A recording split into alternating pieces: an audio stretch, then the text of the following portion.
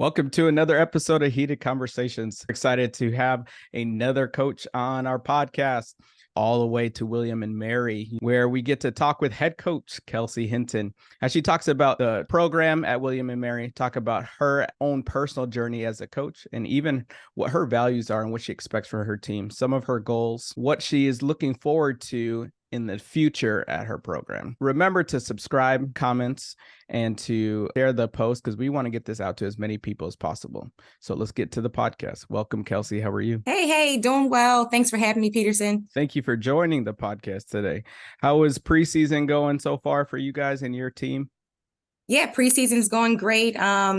The weather here in Williamsburg is a little crazy right now. So we've gone to 79, then we're here at 58, we're here at 60. So I'm always pumped about the highs, which is 79. But preseason's going great with the girls. They are really gearing in. We've been locking in with full routines, and team cohesion is just amazing right now. You mentioned Williamsburg.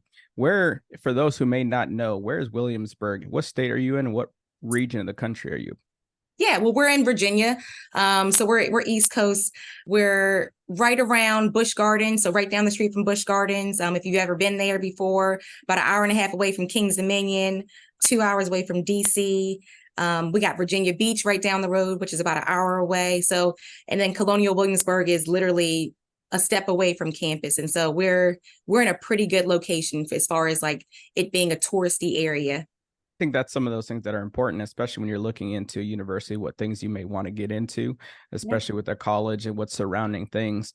What are some things that make William and Mary special in regards to its location, its town? And you mentioned some of those things that you guys are close to, but what are some of those things that you can look forward to doing if you are a potential student athlete who looks into going to William and Mary? Yeah, so I would say Williamsburg is a very clean area. You have Newport News, which is right down the road as well. So you have a little more city life in that sense. But for the most part, Williamsburg is very clean, very, very cultured as far as it bringing in a little bit more of diversity. We got about 10,000 students, I believe, and that includes undergrad as well as graduate students. One of the things that really does make William and Mary special is, we have that low student to teacher ratio. So we got, I believe it's about 13-1. And so you're really going to be able to strive, to be able to thrive here at William and Mary. You got to get what you need as far as, in the classroom. For some people are going to be a big deal. Some people want to go to a big school just because the environment, and some people want that where they have a closer relationship potentially with their professors. So then they can get the help that they need and that they desire. And out of that 10,000 students, how many athletes are on campus? So as far as athletes, we have about 500 athletes here in the athletic department. So that we have 23 sports, 500 athletes. Love it. And what conference are you guys in, and what division are y'all? Yeah, so the school's in the CAA, but for gymnastics, we are in the GEC conference, which is the Gymnastics East Conference. The school as a whole is a Division I school, and 8 head coaches kind of came together and decided to make an independent conference, which I'd mentioned before. We got 8 schools, so it's we have 4 Ivies, so it's Penn, Cornell, Brown, and Yale. And then we also have Westchester, Bridgeport, and Southern Connecticut State. And so again, us 8 head coaches kind of came together and created the GEC conference last year. Very cool.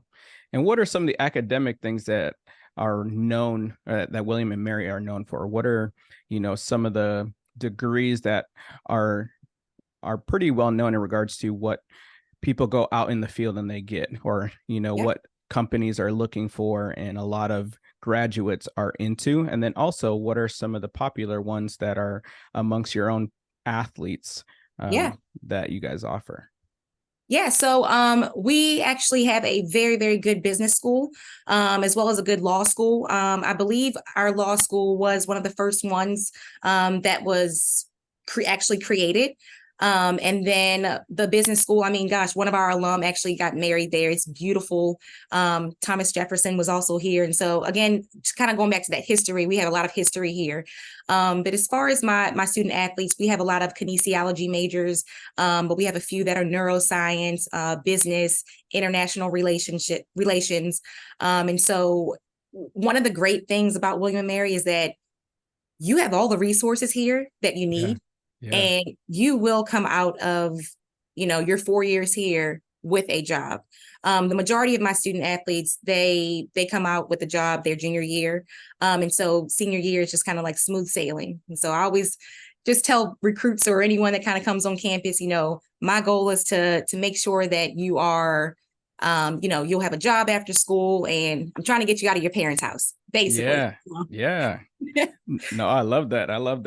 No, Yeah. and especially with the success rate, like you said, to get a job, because I think that's one of the biggest worries for either people who are in school or people who are going to go into school is, are they going to land a job? Are they going to spend the money if they don't get a scholarship for whatever reason, academically or athletically, to spend the money to potentially be paying it off doing something that they didn't get their degree in, or even just a job in general, right? Because it seems like it's a competitive world out there right now, and especially with AI coming out and stuff like that, is making things a little bit more competitive, right?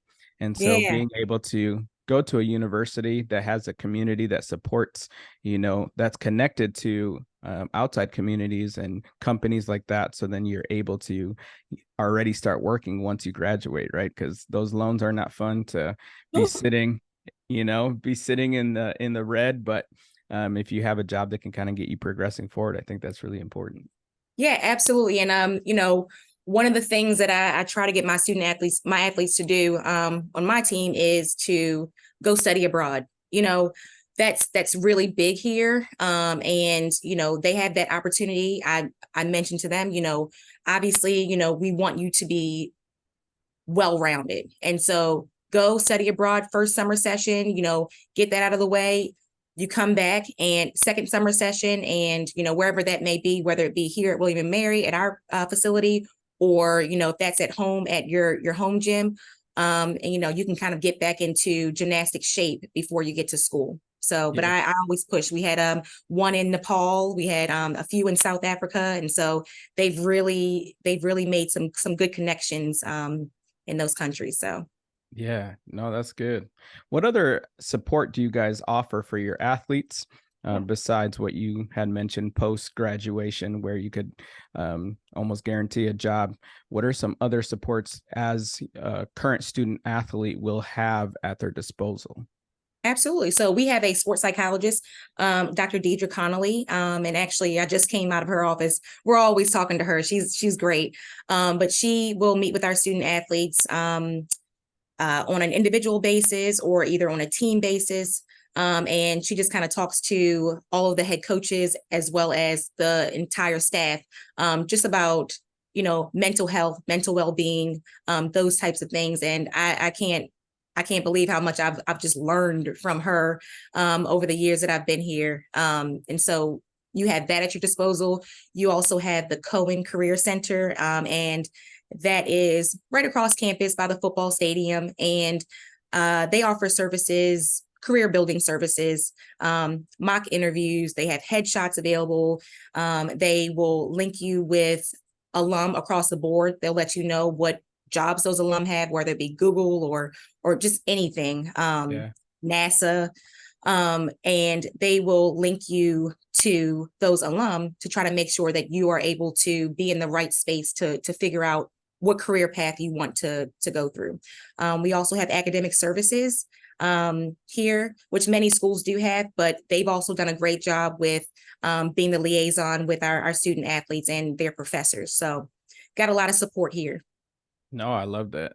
And I want to transition into talking about you and your personal journey. Who is Kelsey Hinton, and what built her up to become the head coach of William and Mary? And let's go all the way back to your own personal career as an athlete. When did that start? Were you a gymnast? And if you were a gymnast, where were you? And if you weren't, What other sports did you do? Okay. So I started gymnastics at age 2. We'll kind of go way, way back. So age 2, I'm originally from Maryland. I went to United Gymnastics in Reisterstown, Maryland, and was the first level 10 there. So they kind of built their program up from that start. Ended up got a full athletic scholarship to go to NC State. So right in Raleigh, North Carolina, competed there for 4 years and had an amazing experience there. And then ended up, after competing at NC State, I ended up staying in North Carolina for a few years, well, from 2008 to 2015. And then got a call from William and Mary to be the assistant coach here. And then about 4 years ago, ended up being the head coach. So was asked to be the head coach after the previous head coach had retired. And honestly, my first year as a head coach, I had a baby as well. So it was wow. a lot happening in that year, 2020, and then COVID came. And so that was a lot going on. So I currently have a 3-year-old. So she will be 4 in February. She's a leap year baby. So here I am right now as going into my 5th season as a head coach. And I'm just really, really pumped, right now for my team. No, I love that. I love that. And when you got the opportunity to become the head coach, what were some of the emotions and the feelings that went through? And also talk about what were some of the mentors that you had as you transition into becoming a head coach? So I'll let you in on this. So there was a Valentine's Day card that my mom gave me, and she always knew I wanted to be a head coach. And I was cleaning out my bedroom and everything, found this Valentine's Day card from years ago. And it said, you will be a head coach. Pull that out. And, obviously became the head coach. I mean, the emotions were really high at that point. I did know that the former head coach was going to be transitioning out, and she was preparing me to become a head coach. And so Mary Lewis, was one of my mentors. And I would say there were a few others within the NCAA of gymnastics who were also mentors, just kind of here and there. But for the most part, I would say that she was my mentor. Yeah. And what gets you excited about being a head coach? Like, why do you like the position that you're at? And what do you want to do with your position? Like, what is your mission in that position? Yeah. I mean, first and foremost, I really, really enjoy working with kids. And I know that these are, my athletes are considered adults. But I do look at them as my own. And I want to make sure that they are proud of what they do every day, whether it be a bad practice or not. I want to make sure that they're set for life. And I also want to make sure that, a lot of them are really far away from home. I mean, I got some California kids. And so, I want to make sure that they can come to me as, that person that they feel comfortable with. And, obviously, there are boundaries and everything within everything that we do.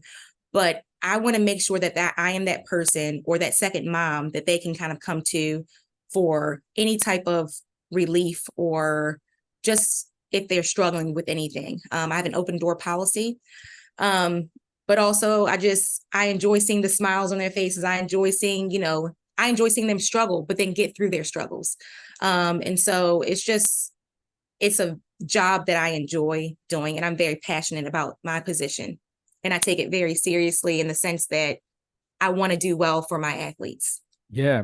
And do you have any convictions in that regard, just because of experiences you personally had, or even just from people who did what your mission and goal did for you as you grew up as an athlete?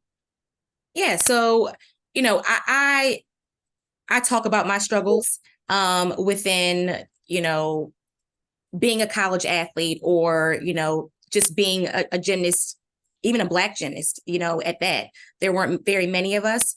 And so currently I don't have any Black athletes on my team, and that's okay. But I do let them in on the struggles that I've had, and, that sometimes the world is cruel. You know what I mean? And so I definitely am an open book. And we have those deep conversations. And I think that's important to have in order to allow them to grow. Yeah, no, I think that's good, especially what you mentioned, because sometimes having diversity in a head coaching position um, can bring a lot of different perspectives, and it can bring a lot of teaching opportunities, right? Because Yes. one, not all the time will, say, me being Black, will have someone who may understand me if they haven't experienced some of the things that we've experienced. And if we're going to be honest, Absolutely. the history that we've known and been taught in America hasn't always been fair to African Americans or people of dark skin or minorities in general. And so Mm-hmm. being able to have that range where you can speak to people of different races, not only the minorities, but as you had mentioned, you have at least no Black people on your team, but you're able Mm-hmm. to understand, where you're living at, but also to speak not their language, but you could speak in a way where they can relate, right? And I think Mm-hmm. that's the most important part. And that's why anybody really feels connected, is because they can relate to them, right, in some fashion. And Absolutely. being able to say, hey, because I could, if I'm going to be honest, I've had, African American girls on my team, and I Mm-hmm. have to tell them sometimes, like, you have to act a certain way just because people are going to make assumptions about you, just Mm-hmm. because that's what society has already said, right? Yep. And you have to be aware of those things, even though um, it's not always right or correct to do so, right? But again, people are going to assume first before they ask any questions or do their own research. So you always have to be intentional with Mm-hmm. the way you're approaching things, right? Mm-hmm. And show them that, hey, I am just like you. I just happen to be from a different place, just like Yep. anybody else. You're from the East Coast. I'm from Haiti originally, but grew up in Minnesota. And Nice. just those things makes us different, even if we're the same color. Those Yep. things make us different, and we can find commonalities. I think that's huge. But Absolutely. And they've been, honestly, my team has been nothing but supportive. We had a meet against Fisk where we invited them to our our school, and we actually ended up having for the first time a back-to-back home meet. And so my athletes had to compete on like a Friday, and then they had to compete on a Saturday. And so, but they were so supportive and just so for it because of how important it was to me to have Fisk at our, university. And so my athletes they're all for me. They're all in. So yeah, and I think the other thing too is, you had mentioned that some of the other schools that you have that are in the conference are Ivy League schools, and yes. if we're talking about not necessarily discrimination, but assumptions that it's harder for African American athletes to get into those types of schools or into those types of programs, Mm-hmm. and being able to know that you can reach for the stars and get to do the sport that you love, right, at a place that requires high academic standards, and you can be of a minority race and be that example, right? Which Absolutely. I assume at William and Mary, because I know a lot of these East Coast schools have high academic standards, Mm-hmm. so to encourage the ones who um, are able to get those, their grades are doing well, to go and reach for those, and as you mentioned, being a Division I school, hey, there's still opportunities out there for you to be able to be a Division I athlete Yeah. and at a highly respected academic school, right? Absolutely. Absolutely. And sometimes it just takes some outreach on our end as well, because I've gotten a few comments from, some parents or, just other individuals, with my name being Kelsey. They may not see me as on paper as Black. And so, they kind of get here and they're like, oh, I didn't know you were Black. And I'm like, yeah, I'm Black, you know? So, and they respect that. It's nothing. It's like no ill feelings or anything. But they just didn't expect that. And so Yeah. it honestly intrigues them a little bit more when they do know that, hey, you have this Black coach who may not have as diverse of a team as she would like, but you know, her team is for her, she's for her team. They're a cohesive family. Like this is one tribe, one family. And I know it may seem very cheesy, but that's our motto.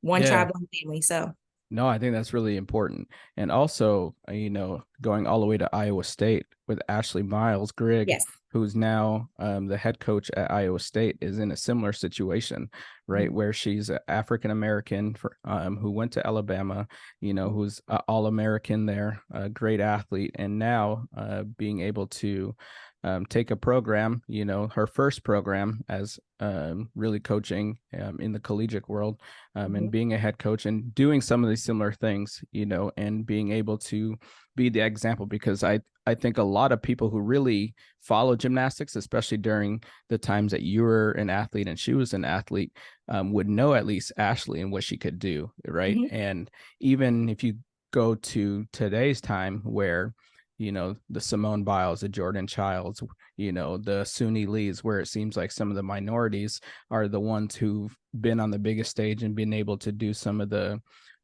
who've won the gold medals, right?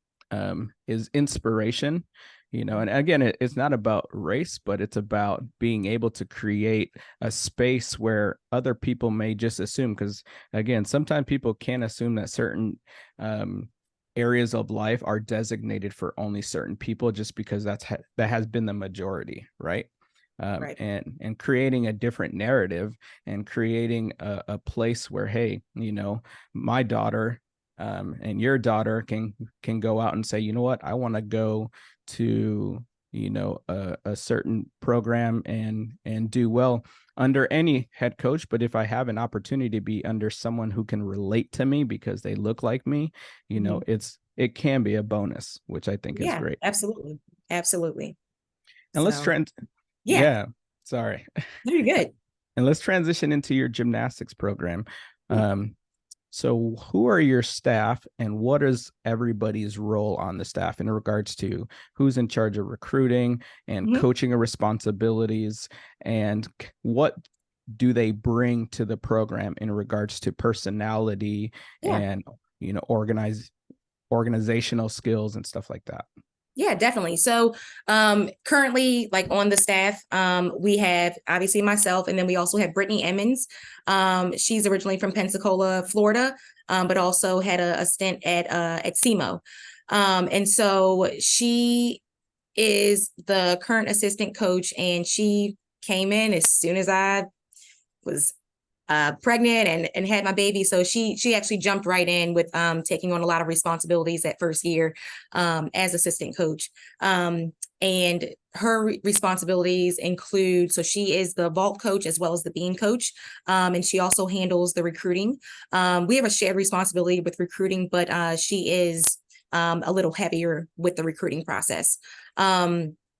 And then we also have Alexis Crockett. Alexis Crockett was actually an Alabama gymnast and very well known in that sense. And Ashley Miles Grigg and her are pretty good friends.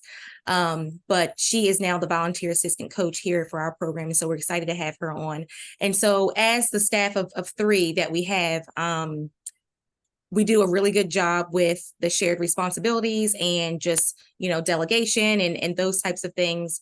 But I would say as far as personality, my personality, I would say I'm very outgoing and just, someone who's going to talk with her hands and is, loud and just very passionate.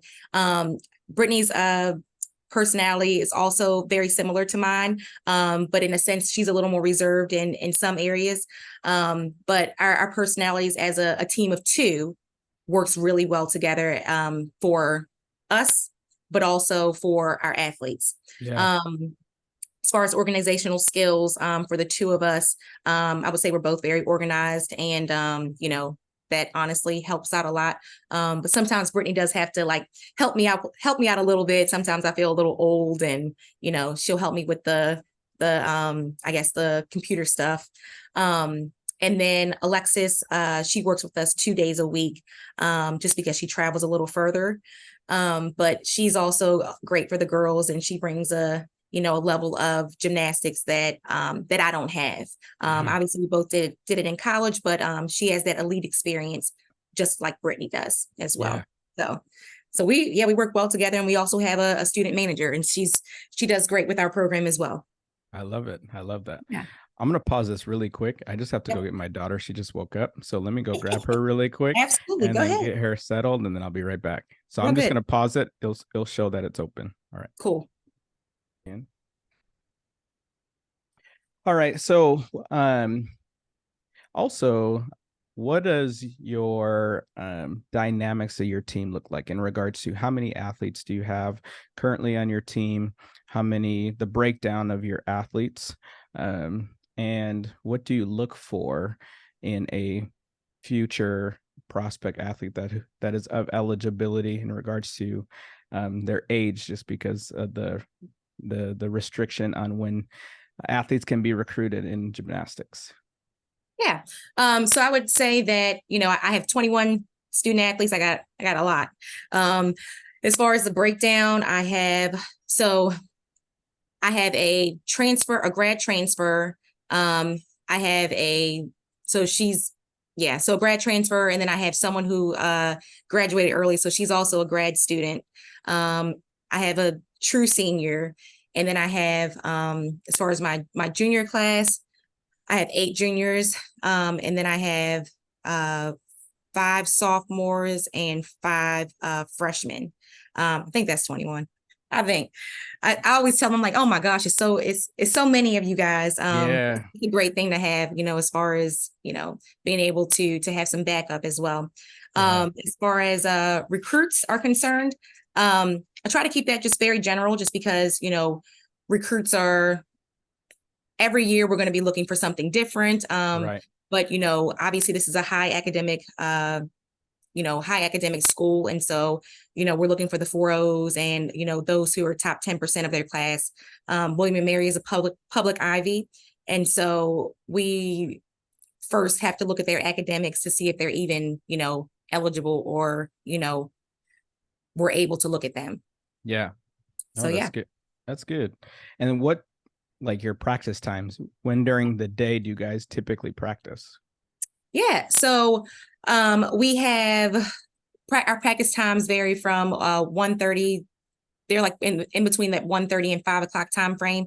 On some of the days we have split practices because of class conflicts, which I am okay with. I always tell my athletes that, we're not leaving here looking to be Olympians, but we are looking, to have a career after school.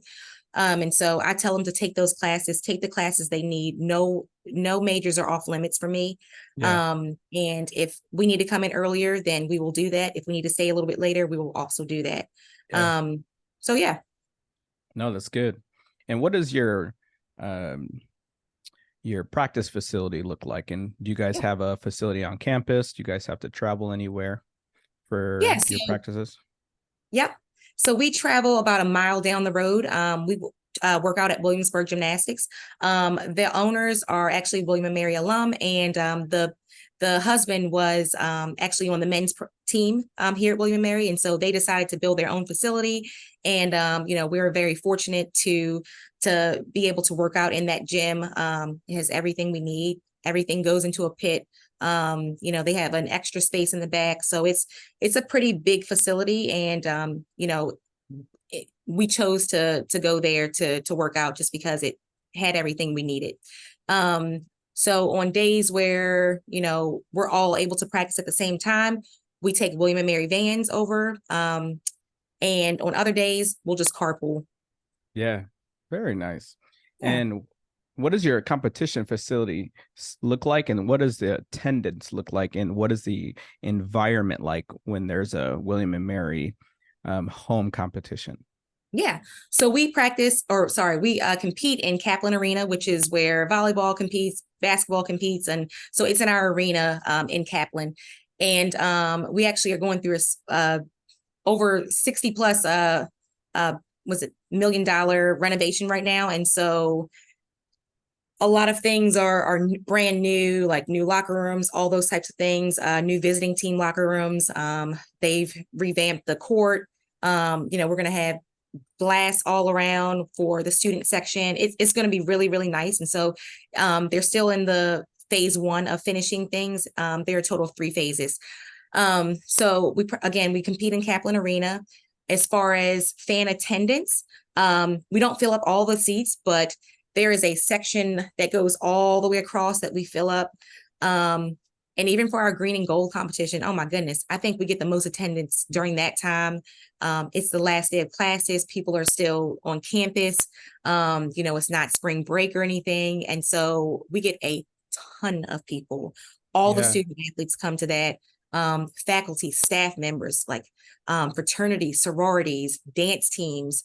There's so much involvement from the community that's on campus. We also have a beer garden for, those who are age 21 and up. We have flat screen TVs on the stage, so that for people who are, of age to drink, they can watch the meet from there.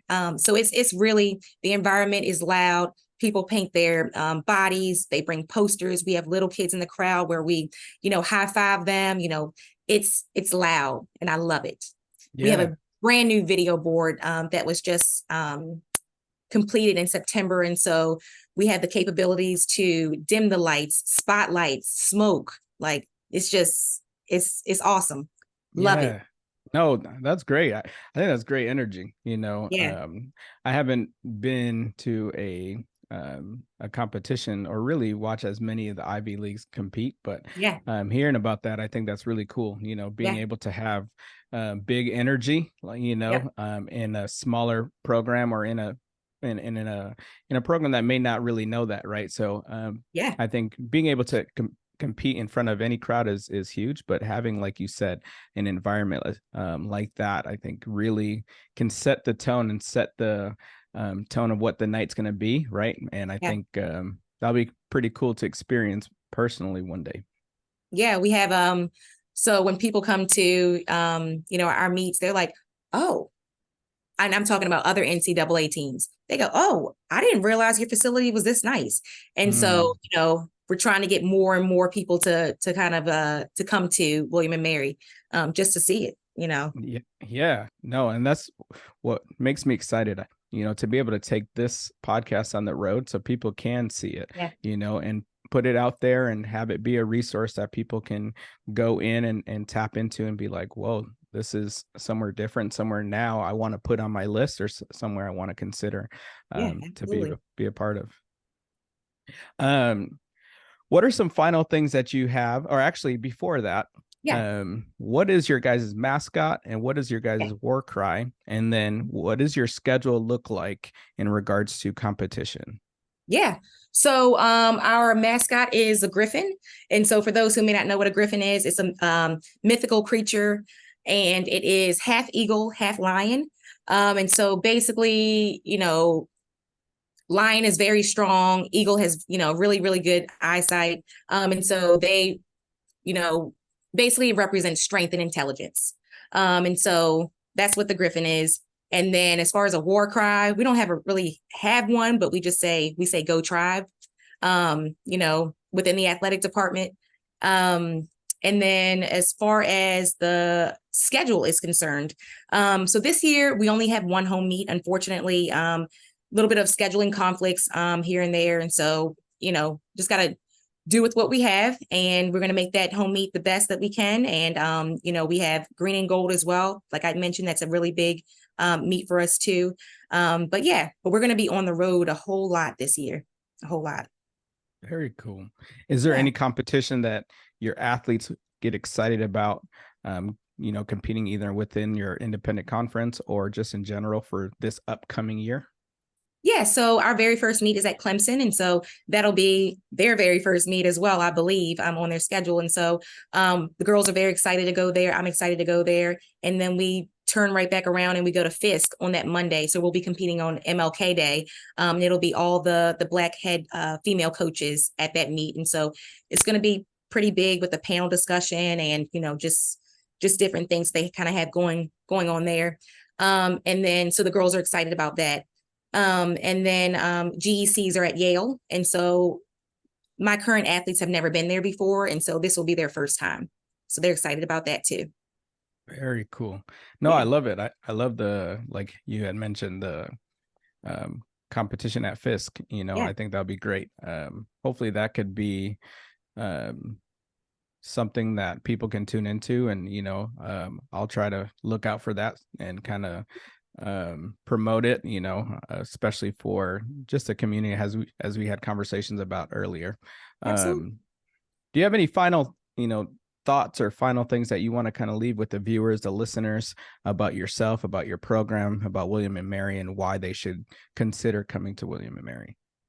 I mean, one of the things that, we pride ourselves on is just, you know, being able to know your why as an athlete. And if you know your why, then when you walk into the gym every single day and with that in your head, you will be successful no matter what. And so, when you find yourself in the dumps or anything, just kind of go back to, okay, what is my why?